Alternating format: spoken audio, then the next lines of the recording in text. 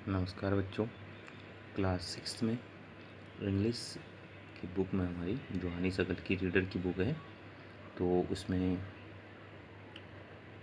इससे पिछली वीडियो में हमने जो हमारा 4th चैप्टर था कल्पना चावला वाला, वो हमने कंप्लीट किया था। उसके working with the language, working with the text, ये सब कर लिए थे। और हम जो है इसकी वीडियो में पोएम नंबर 4 ब्यूटी यानी सुंदरता, इसको हम पढ़ेंगे। तो सबसे पहले हम इस कविता को पढ़ेंगे और इसका अर्थ जानेंगे। तो पहले देख लेते हैं जो परिचय दिया है इस कवि ने अपनी इस कविता में कि व्हाट इज़ ब्यूटी, सुंदरता क्या है करके। Try to describe what beauty is, आप जो है प्रयास कीजिए कि सुंदरता क्या है इसको समझने की। और list some of the things और person you think are beautiful, और उन चीज़ों को लिखिए या लिस्ट बनाइए उनकी, जिन चीज़ों को आप जो है समझते हैं या आपके विचार से जो चीज़ें या व्यक्ति जो हैं सुंदर हैं। Now let us read poem on beauty. तो अब हम जो है इस कविता को जो सुंदरता पर है उसको पढ़ते हैं। ठीक है, ये आपकी जो है सबसे छोटी जो है पोएम है इस बुक में, तो याद करने के लिए भी आपके लिए बहुत अच्छी है ये। अगर आपके लिए जो है परीक्षाओं में आता है 8 लाइन की पोएम लिखो करके, तो ये बहुत छोटी पोएम है जिसको आप आसानी से याद करके लिख भी सकते हैं। ठीक है, तो वैसे आपने पूरी लिखनी है, मैं इसको भेज दूंगा आपके लिए, तो इसको आपने पूरा भी लिखना है। तो पहले पढ़ते हैं इसको। ब्यूटी इज सीन, यानी कि प्रकृति में, जो कवि है वो प्रकृति की बात कर रहा है। प्रकृति में जो है जो सुंदरता होती है वह भौतिक रूप में दिखाई देती है। भौतिक रूप यानी कि जो दिखाई देने वाले प्रकृति के विभिन्न लक्षण जो वो होते हैं उनको भौतिक रूप कहा जाता है। जैसे इन द सनलाइट, तेज धूप में जो है सुंदरता दिखाई देती है। द ट्रीज़, द बर्ड्स, यानी कि जो हरे भरे वृक्ष होते हैं उनमें सुंदरता दिखाई देती है। जो चिड़ियाएँ हैं, चिड़ियाओं की चहचहाहट में जो है सुंदरता दिखाई देती है। Corn growing and people working और डांसिंग फॉर देयर हार्वेस्ट, जो किसान हैं वो अपनी बढ़ रही फसलों में और जो उन फसलों को उगाने में जो उनका पसीना और उनके जो बहाव दिखाई देते हैं,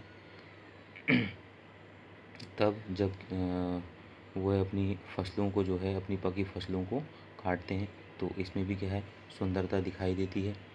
ठीक है, ब्यूटी इज हेयर्ड, यानी कि सुंदरता को जो है विभिन्न आवाज़ों के जरिए सुना जा सकता है। इन द नाइट, रात में। Wind is saying, rain falling, जैसे हवा चलती है साए साए करके आवाज़ करती है, तो उसमें जो है सुंदरता सुनाई देती है। रेन फॉलिंग, यानी कि वर्षा की बूंदें जब ज़मीन पर गिरती हैं तो उसमें जो है सुंदरता सुनाई देती है।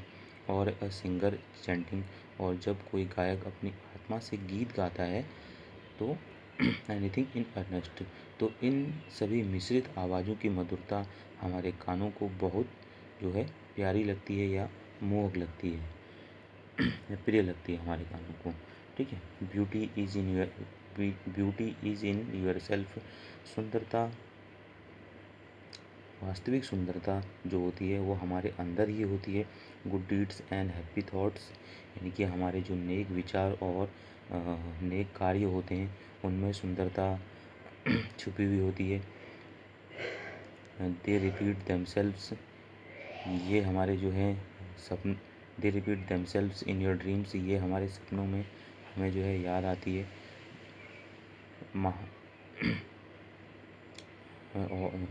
हमारे जो है सपनों में जो है जो ये सुंदरता होती है ये हमें याद आती है। In your work and even in your rest, यानी कि जो भी हम महान कार्य या महान विचार होते हैं हमारे अंदर, वे हमारे अवकाश के क्षणों में, यानी कि एवन योर रेस्ट मतलब जब हम अवकाश कर रहे होते हैं तो उस समय भी जो है हमारे समय को जो है ये मधुर बना देते हैं, यानी कि अच्छा बना देते हैं। जो अच्छे कार्य होते हैं हमारे जीवन में जो हमने किए होते हैं और जो नेक विचार होते हैं, ठीक है, तो इनमें भी जो है सुंदरता जो है सुंदरता पाई जाती है जो हमारे अंदर ही छुपी रहती है। ठीक है, तो इस पोएम के जो पोएट हैं ई या श्योर, तो इनने लिखी है। तो आपने पहले इस पोएम को लिखना है और 8 लाइन कम से कम इसकी याद ज़रूर करनी है, क्योंकि ये सबसे छोटी पोएम और बहुत जल्दी जो है आपको याद हो जाएगी। ठीक है, अब हम इस पोएम के जो वर्ड मीनिंग है उनको भी देख लेते हैं। ठीक है, तो इस पोएम के जो वर्ड मीनिंग है, ऐसे आप लोग हेडिंग डालेंगे पोएम नंबर 4 ब्यूटी।